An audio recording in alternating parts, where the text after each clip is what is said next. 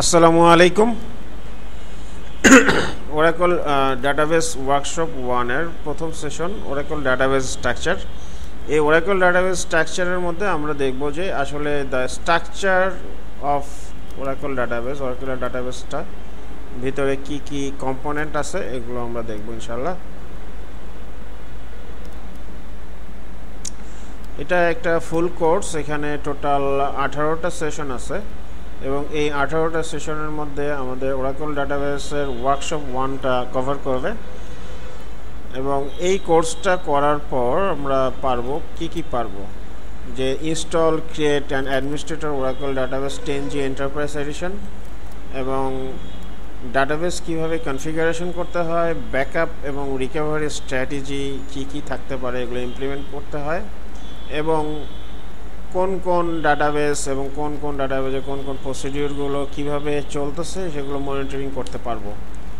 এবং এই লেসনটা কমপ্লিট করার পর আমরা বুঝতে পারবো যে ওরাকল ডাটাবেস 10G এর মূল আর্কিটেকচারটা কি।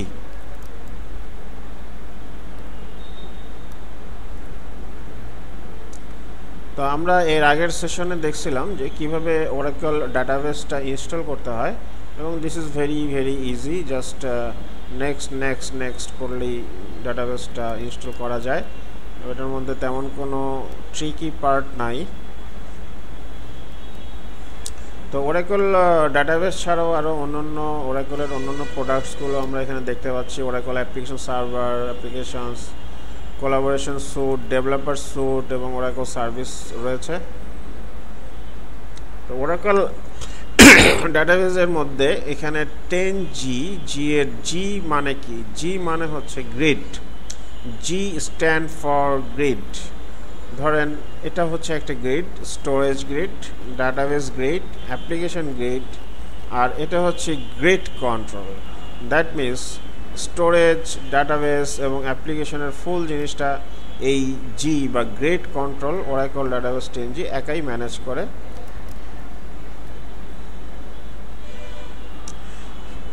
ওরাকলের গ্রিড কম্পিউটার টেকনোলজির মধ্যে আছে অটোমেটিক স্টোরেজ ম্যানেজমেন্ট বা এএসএম, র্যাক আছে, real application cluster, streams, Oracle streams এবং এন্টারপ্রাইজ ম্যানেজার গ্রিড কন্ট্রোল। এটা আগের সেশনে ছিল না, আগের যে ওরাকল ডাটাবেস 9 ছিল এখানে এত জিনিস ছিল না। এই জি বা গ্রিডটা এখান থেকে শুরু হয়েছে। তো আমরা এই জিনিসগুলো এই স্লাইডটা দিয়ে দিব, আপনারা এই স্লাইডগুলো দেখবেন। এখানে এই ফুল ওরাকল গ্রিড কম্পিউটিংয়ের মূল ডেসক্রিপশনটা পড়বেন, পড়ে বোঝার চেষ্টা করবেন কি বলছে এবং না বুঝলে জিজ্ঞেস করবেন। ওরাকল ডাটাবেসের যে একটা আর্কিটেকচার আছে এখানে বলতেছে this is open comprehensive integrated approach to information management এবং এটার ওরাকল ডাটাবেস একটা ইনস্ট্যান্স এবং একটা ডাটাবেসের সমন্বয়, consist of an Oracle instance and an Oracle database. ইনস্ট্যান্সটা মেমোরিতে লোড হয় এবং ওরাকল ডাটাবেসটা হচ্ছে একটা ফিজিক্যাল ফাইল এবং এই ফিজিক্যাল ফাইলগুলো থেকেই ডাটাবেসগুলো আমরা রিট্রিভ করব এবং মডিফাই করব। এরপরে আমরা দেখি যে ওরাকল ডাটাবেসের স্ট্রাকচার কি আছে। ডাটাবেসের স্ট্রাকচার তিনটা, একটা হচ্ছে মেমোরি স্ট্রাকচার, প্রসেস স্ট্রাকচার এবং স্টোরেজ স্ট্রাকচার। মেমোরি স্ট্রাকচারের মধ্যে মূল বিষয়টা হচ্ছে এসজিএ বা system global area. System global এরিয়াটাকেই আমরা সাধারণত ইনস্ট্যান্স বলি। ইনস্ট্যান্সটা আসলে মেমোরিতে লোড হয় এবং প্রসেস স্ট্রাকচার যেটা ব্যাকগ্রাউন্ড প্রসেস হিসেবে, যে আমরা ইউজাররা যখন কানেক্টেড হই তখন কিছু ব্যাকগ্রাউন্ড প্রসেস রান করে, যেমন প্রসেস মনিটর, তারপর সিমন, এগুলো আমরা পরবর্তী স্লাইডে দেখব যে কি প্রসেস রান করে। আর স্টোরেজ স্ট্রাকচারের মধ্যে ডাটাবেস ফাইল, এই ডাটাবেস ফাইলটা হচ্ছে অ্যাকচুয়ালি ফিজিক্যাল ফাইল। তো আমরা যখন ডাটাবেস ইনস্টল করছিলাম, সাপোজ এখানে আমরা ডাটাবেস ইনস্টল করছিলাম, এখানে ওরাকল ডাটাবেস প্রোডাক্ট 10.2.0 ওরা ডাটা, এটার মধ্যে ওয়ার্ডসেল নামে যে ফোল্ডারটা এটাই হচ্ছে অ্যাকচুয়ালি আমাদের ডাটাবেস নেম এবং এই ডাটাবেস ওয়ার্ডসেল এর মধ্যে যে ফাইলগুলো আছে এই ফাইলগুলোই হচ্ছে আসলে মূল ডাটাবেজ স্ট্রাকচার। এবং এখানে sysaux01 এবং system01 এই দুইটা ফাইলের ডিবিএফ ফাইল, ডিবিএফ মানে হচ্ছে ডাটাবেজ ফাইল, ডিবিএফ। এই ডাটাবেজ ফাইলের মধ্যে আসলে মূল ডাটাগুলো আছে। এছাড়াও অন্য যে ডিবিএফ ফাইলগুলো, এগুলো নিয়ে আমরা পরবর্তী স্লাইডে বা পরবর্তী সেশনে আমরা দেখব। তো এই হচ্ছে আমাদের memory structure, process structure and storage structures.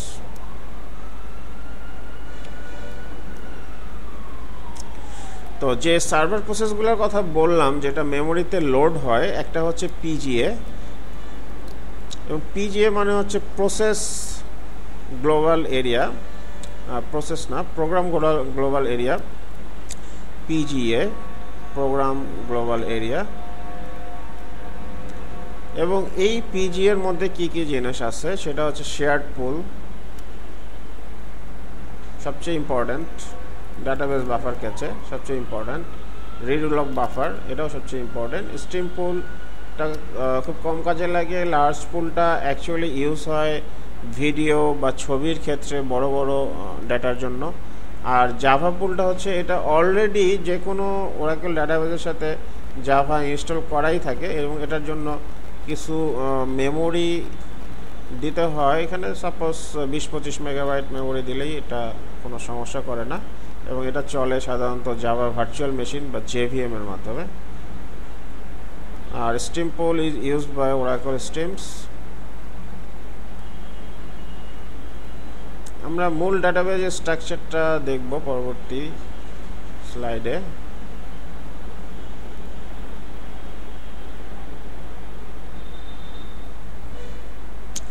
তো প্রসেস স্ট্রাকচারটা আমরা দেখি। এর আগে আমরা দেখলাম মেমোরি স্ট্রাকচার, এখন দেখব প্রসেস স্ট্রাকচার। প্রসেস স্ট্রাকচারের মধ্যে যে ইউজার একটা প্রসেস রান করবে, এটা সার্ভার প্রসেসের মাধ্যমে এসজিএতে যাবে বা ইনস্ট্যান্সের মধ্যে যাবে, এবং এখানে ব্যাকগ্রাউন্ড প্রসেসের মাধ্যমে ডাটাবেস প্রসেস করে ডাটাটা এখানে প্রসেস করে ইউজারকে দিবে। এখানে ইউজার প্রসেস, সার্ভার প্রসেস এবং ব্যাকগ্রাউন্ড প্রসেস, তিনটা প্রসেস রান করতেছে এই প্রসেস স্ট্রাকচারের মধ্যে। ইউজার প্রসেস সার্ভারকে প্রসেসটা দিবে, এবং সার্ভার এটা এই এসজি এবং ব্যাকগ্রাউন্ড প্রসেসের মাধ্যমে এটা সমন্বয় করে আবার ইউজারকে ফেরত দেবে।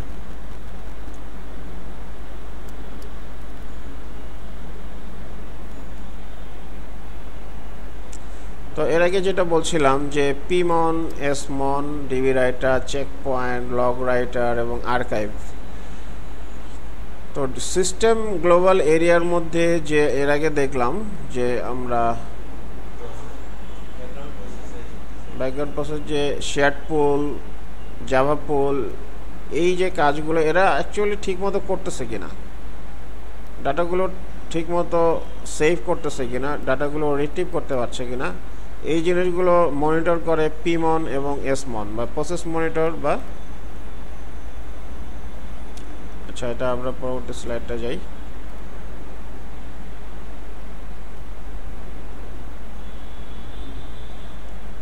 সিস্টেম মনিটর এবং প্রসেস মনিটর সেগুলো মনিটরিং করে। কি মনিটরিং করে?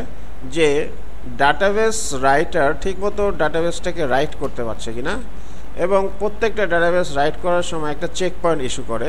যে এই চেক পয়েন্ট ইস্যুর মাধ্যমে আমরা ধরেন দুপুর 12টার সময় পর্যন্ত যে ডাটাগুলো সেভ হয়েছে ওই ডাটা পর্যন্ত চলে যেতে পারবো চেক পয়েন্ট ইস্যু করার জন্য।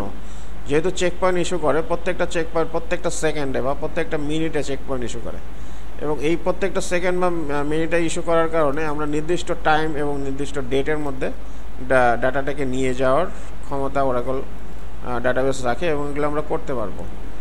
আর লগ রাইটারের কাজ হচ্ছে আমরা সাধারণত এমএস ওয়ার্ডে যে জিনিসটা লিখি সেই জিনিসটা ততক্ষণ পর্যন্ত সেখানে থাকে যতক্ষণ পর্যন্ত না আমরা এটাকে সেভ দিচ্ছি।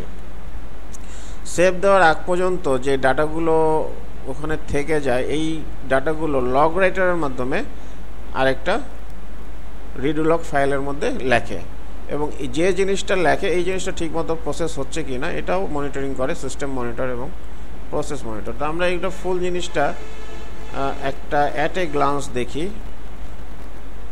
ফিজিক্যাল ডাটাবেস স্ট্রাকচারের মধ্যে আমরা এর আগে দেখছিলাম যে ওয়ার্ডসিএল, এখানে ছিল আমাদের মূল ডাটাবেস, যেখানে কন্ট্রোল ফাইল, এই কন্ট্রোল ফাইল 3টা আছে, data file system aux 01 and system 01, online redo log file, এই রিডুলক 3টা। প্যারামিটার ফাইলটা লোকেশনটা অন্য জায়গায়, এটার জন্য আলাদা একটা চ্যাপ্টারই আছে। ব্যাকআপ ফাইলস এবং আর্কাইভ লক ফাইলের জন্য আলাদা চ্যাপ্টার আছে, এবং অ্যালার্ট লক এবং ট্রেস লক ফাইলসের জন্য আলাদা চ্যাপ্টার আছে। তো এটা নিয়ে আমরা পরবর্তীতে আলোচনা করব। মূল হচ্ছে control file, data file, online redo log file, এই 3টা জিনিস একই ফোল্ডারের মধ্যে থাকে। এই কন্ট্রোল ফাইল, রিডুলক ফাইল 3টা এবং ডাটাবেস ফাইল। আর টেম্পোরারি 01 ফাইল এটা আসলে ক্যালকুলেশনের জন্য ইউজ করা হয়। আর আনডু টেবিল স্পেস 01 যেটা হচ্ছে আনডু ডাটা, যে ডাটাগুলো এখনও সেভ হয়নি, আনডু করতে পারবেন, সেই ডাটাগুলো এখানে রাখে। আর ইউজার 01 ফাইল যেটা, এটার মধ্যে আমাদের যে কোনো একটা ডাটাবেসের মধ্যে কয়েক হাজার কয়েকশো ইউজার থাকতে পারে যারা কনকারেন্টলি ডাটাবেসের ফাইলগুলোকে বা ইনফরমেশনগুলোকে হ্যান্ডেল করতেছে।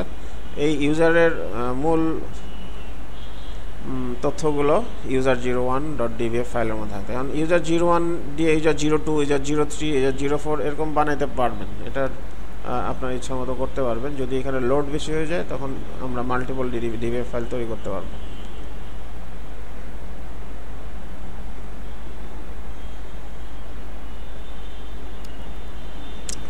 তো আমরা দেখি আমাদের যে ডাটা ফাইলগুলো, ডাটা ফাইলের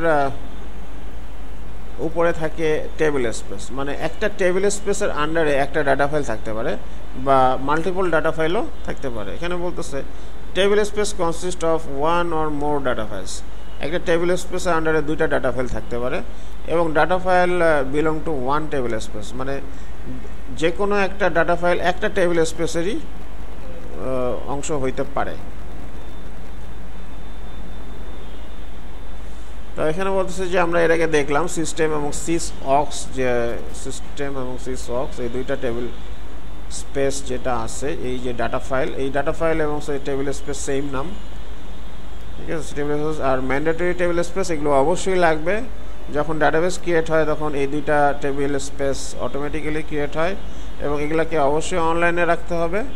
সিস্টেম টেবিল স্পেসের কোর ফাংশনালিটি হচ্ছে এটার মধ্যে ডাটা ডিকশনারি টেবিলগুলো এখানে আছে এবং sys aux auxiliary additional database components যেমন এন্টারপ্রাইজ ম্যানেজার রেপোজিটরি এর তথ্যগুলো সিস অক্স টেবিল স্পেসের মধ্যে রাখা হয়। এটা অটোমেটিক্যালি রাখা হয়। যখন আমরা ওরাকল ডাটাবেস ইনস্টল করি তখন এই 2টা টেবিল স্পেস অটোমেটিক্যালি ক্রিয়েট হয় এবং এটার সাথে সংশ্লিষ্ট ডাটাবেস ফাইলও ক্রিয়েট হয়, এই 2টা। তো এখন আমরা মূল স্ট্রাকচারে প্রবেশ করি। মূল স্ট্রাকচার হচ্ছে, সাপোজ এটা হচ্ছে হার্ড ডিস্কের ডিস্ক ব্লক, এটা হচ্ছে হার্ড ডিস্কের ডিস্ক ব্লক। এই মাল্টিপল ডিস্ক ব্লক নিয়ে একটা ডাটা ব্লক তৈরি হয়, ডাটাবেজের মধ্যে একটা ডাটা ব্লক তৈরি হচ্ছে এবং মাল্টিপল ডাটা ব্লক নিয়ে একটা এক্সটেন্ট তৈরি হয় এবং মাল্টিপল এক্সটেন্ট নিয়ে একটা সেগমেন্ট তৈরি হয় এবং মাল্টিপল সেগমেন্ট নিয়ে একটা টেবিল স্পেস ক্রিয়েট হয় এবং ওই টেবিল স্পেসের আন্ডারে অনেকগুলো ডাটা ফাইল থাকতে পারে। এই ডাটা ফাইল হচ্ছে এই ডাটা ফাইল এবং এটার এক্সটেনশন অবশ্যই ডিবিএফ হইতে হবে। তো আমরা দেখলাম যে এখানে ডিস্ক ব্লকস, ডাটা ব্লকস, এক্সটেন্টস এবং সেগমেন্টস এবং এই সেগমেন্টসের সমন্বয়ে টেবিল স্পেস। তো এখানে মূল জিনিসটা পুরোপুরি বুঝাই দিছে যে Oracle data block, extent, segment, table space এবং একদম উপরে আছে ডাটাবেস এবং এটা হচ্ছে লজিক্যাল স্ট্রাকচারস। আর ফিজিক্যাল স্ট্রাকচার হচ্ছে ভেরি সিম্পল, ডাটা ফাইল যেটা ওয়েস ব্লকের মধ্যে থাকে, এই যে ডাটা ফাইল যেটা অপারেটিং সিস্টেমের মধ্যেই আছে, এটা হচ্ছে ফিজিক্যাল। এটা হচ্ছে লজিক্যাল আর এটা হচ্ছে ফিজিক্যাল। তো লজিক্যাল অ্যান্ড ফিজিক্যাল ডাটাবেস স্ট্রাকচারে এই কন্টেন্টটা পড়বেন, পড়ে না বুঝলে জিজ্ঞেস করবেন। এখানে আমরা যেটা বললাম সেগুলোই এখানে অ্যাকচুয়ালি লেখা আছে।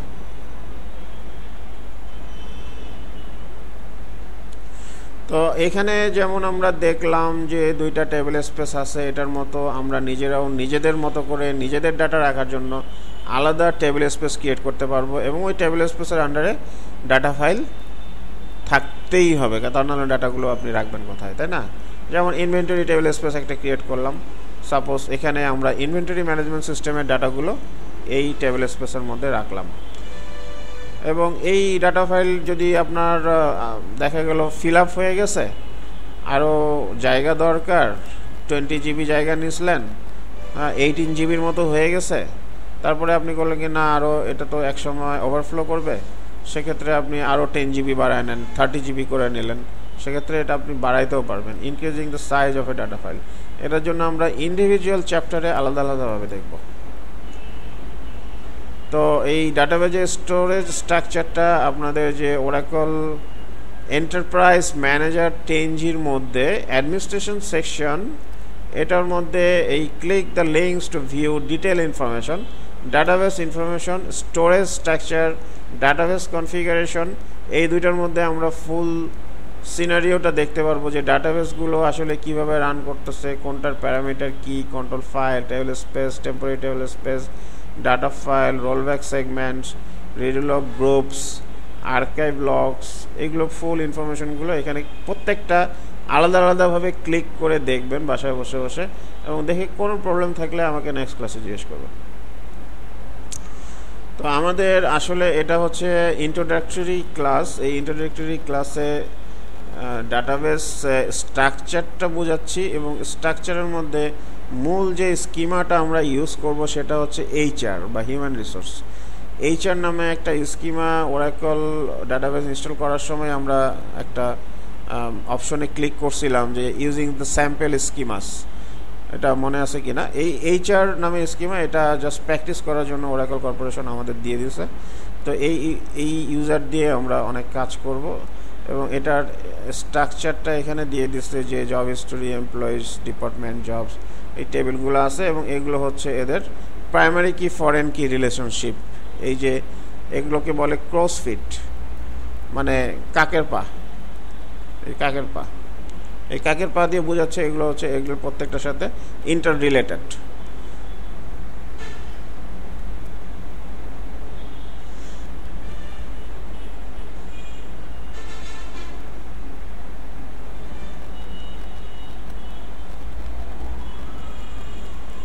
তো এরপরে আসতেছে কন্ট্রোল ফাইল, যেটা আমরা এই যে প্রথমে দেখছিলাম, এই কন্ট্রোল ফাইল 3টা আছে।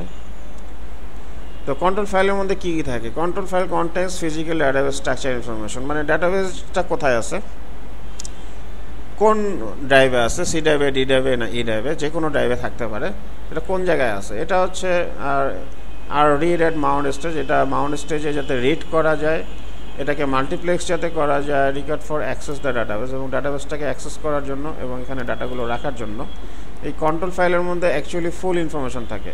সাপোজ এই কন্ট্রোল ফাইল, এখানে 1 নম্বর কন্ট্রোল ফাইল, 2 নম্বর কন্ট্রোল ফাইল এবং 3 নম্বর কন্ট্রোল ফাইল, এখানে যে ইনফরমেশন আছে এখানেও সেম ইনফরমেশন আছে, এখানেও সেম ইনফরমেশন আছে, কিন্তু এটার মধ্যে যদি যে কোনো একটা কন্ট্রোল ফাইল ডিলিট হয়ে যায় তাহলে আর ডাটাবেস রান করবে না। সো ডাটাবেস রান করতে হলে অবশ্যই আপনাকে 3টা কন্ট্রোল ফাইল, অনেকে করে কি 3টা কি 6টা কন্ট্রোল ফাইল রাখে, যাতে যে কোনো একটা ডিলিট হয়ে গেলে কপি করে বসাই দিলেই কিন্তু আবার ডাটাবেস রান করবে, কারণ প্রত্যেকটার মধ্যে সেম জিনিস আছে।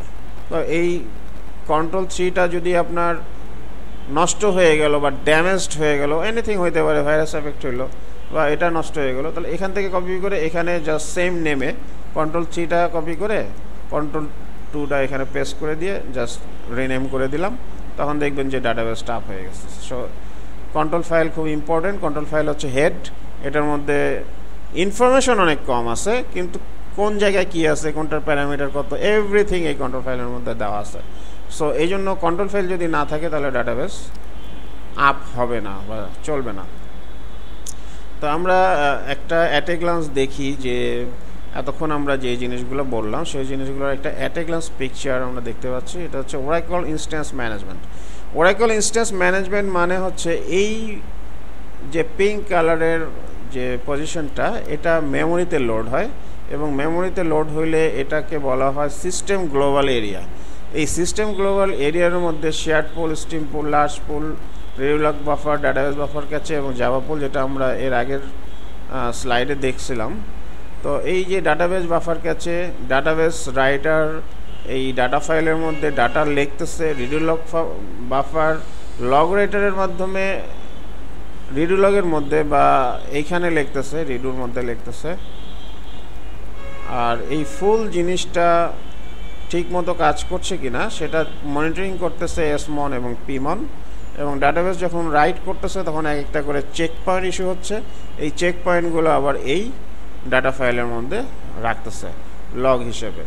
আর যে ডাটাগুলো আমরা পুরোপুরি সেভ করেছি বা করি নাই, পুরো ইনফরমেশন হিস্ট্রি, এই হিস্ট্রিগুলো আর্কাইভের মাধ্যমে এই ডাটার মধ্যে রাখতেছে। এবং এটা সাধারণত প্রত্যেকটা ট্রানজ্যাকশনের জন্য যেহেতু এই কাজটা করা হয়, সেক্ষেত্রে এখানে আপনার হিউজ পরিমাণ হার্ড ডিস্ক এখানে রাখতে হয়, আদারওয়াইজ এটা ওভারফ্লো করতে পারে। এই জন্য এখানে দেখা যায় এটার জন্য আলাদা একটা বিশাল কম্পিউটারই রাখে, যেখানে শুধুমাত্র আর্কাইভগুলো সেভ হইতে থাকে। আর্কাইভ সেভগুলো, এই আর্কাইভটা ইম্পর্টেন্ট এই কারণে, এই আর্কাইভ থেকে আমরা ডাটাবেসটা রিকভারি করতে পারবো। আর যদি আর্কাইভ মোডে না থাকে ডাটাবেস, তাহলে হবে কি আপনার ডাটাবেস রিকভারি করতে কষ্ট হবে, হয়তো রিকভারি করা নাও হইতে যেতে পারে। আর যদি রিকভারি করা গেল কিছু ডাটা লস হইতে পারে। এই জন্য আর্কাইভ করাটা সিকিউরড ওয়েতে গেলে আপনাকে অবশ্যই আর্কাইভ মোডে যেতে হবে। তো আর্কাইভ মোডে যাওয়ার আরেকটা সমস্যাও আছে, সেটা হচ্ছে আর্কাইভ মোডে গেলে ডাটাবেসটা স্লো হয়ে যায়, একটু স্লো হয়ে যায়। তো স্লোটাও আপনারা ঠিক করতে পারবেন, র্যাম যদি বাড়ায় নেন তাহলে স্লোটা ঠিক করা সম্ভব। তো এটা হচ্ছে আমাদের ডাটা ফাইলস, HGA ডিবি রাইটারের মাধ্যমে ডাটা ফাইলে লেখে। ডিবি রাইটার একটা ডিবি রাইটার দিয়ে যদি কাজ না হয়, আমরা 2টা ডিবি রাইটার দিতে পারবো, 3টা ডিবি রাইটার দিতে পারবো। এটা হচ্ছে ট্রানজ্যাকশনের উপর, ট্রানজ্যাকশন বেশি হলে আমরা বেশি এজেন্ট দিব। আর যদি দেখে না একটা ট্রানজ্যাকশন একটা দিয়ে হয়ে যাচ্ছে, সেক্ষেত্রে একটা ডিবি রাইটার রাখলেও কোনো সমস্যা নাই, ডাটা ফাইল তো অনেকগুলো থাকতেছে। এটা চেক পয়েন্ট, প্রত্যেকটা ইন্ডিভিজুয়ালি আলাদা আলাদাভাবে ডিসক্রাইব করছে। এটা চেক পয়েন্ট ইস্যু করতেছে। রিডু লগ ফাইল এবং লগ রাইটারের মাধ্যমে গ্রুপ 1, গ্রুপ 2, গ্রুপ 3 এখানে লিখতেছে। এখানে এটার সিস্টেম হচ্ছে রিডু 01-এর মধ্যে বা এই বালতিতে ডাটাগুলো রাখার পর এটা যখন ফিল আপ হয়ে যাবে, পরবর্তী যে ডাটাগুলো আসবে এটা রিডু 2-এর মধ্যে লিখবে। রিডু 2-এর মধ্যে রিডু 2 যখন ফিল আপ হয়ে যাবে, তখন আবার রিডু 3-তে লিখবে। রিডু 3-তে লেখার পর আর তো রিডু নাই, সে তখন রিভার্স হয়ে রিডু 1টা খালি করে ফেলবে। খালি করে এখানে আবার লিখতে থাকবে, এখানে লিখে আবার এভাবে ঘুরতে থাকবে, 1 2 3 এভাবে ঘুরতে থাকবে। এখন আপনি যদি চান যে মাসে 30 দিনের জন্য 30টা রিডু রাখবেন, সেটাও রাখতে পারেন। তাহলে এখানে 30টা রিডু রাখলেন, পরবর্তী মাসে আবার এভাবে ঘুরে আসলো। তাহলে আপনার ডাটা যদি যে কোনো কারণে যদি আপনার ক্র্যাশও করে, তাহলে নির্দিষ্ট ডেটে রিডুতে চলে যেতে পারবেন। এবং এই রিডুর মধ্যে যে কোনো একটা যদি ডিলিট হয়ে যায়, তাহলে আর ডাটাবেস লোড হবে না।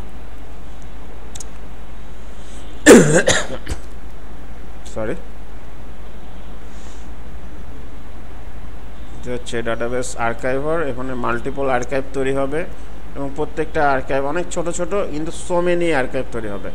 এটা আমরা পরবর্তী চ্যাপ্টারে দেখব। আসলে এটা অ্যাকচুয়ালি একটা overview of Oracle database architecture. SMON কি কাজ করে, সিস্টেম মনিটর, এটা পড়বেন। পিমন কি কাজ করে, এটাও পড়ে আসবেন। আসলে ডাটাবেস স্ট্রাকচার এটা পুরোটাই আসলে থিওরিটিক্যাল, ফুল জিনিসটা থিওরিটিক্যাল। যদি আপনি জানেন তাহলে প্র্যাকটিক্যালি কাজ করতে অনেক সুবিধা হবে। How the Oracle database works, user process server প্রসেসে দিচ্ছে, সার্ভার প্রসেস এই ইনস্ট্যান্সের মাধ্যমে এবং ডাটা ফাইল, ডিবি রাইটার এদের মাধ্যমে ডাটাটা প্রসেস করতেছে।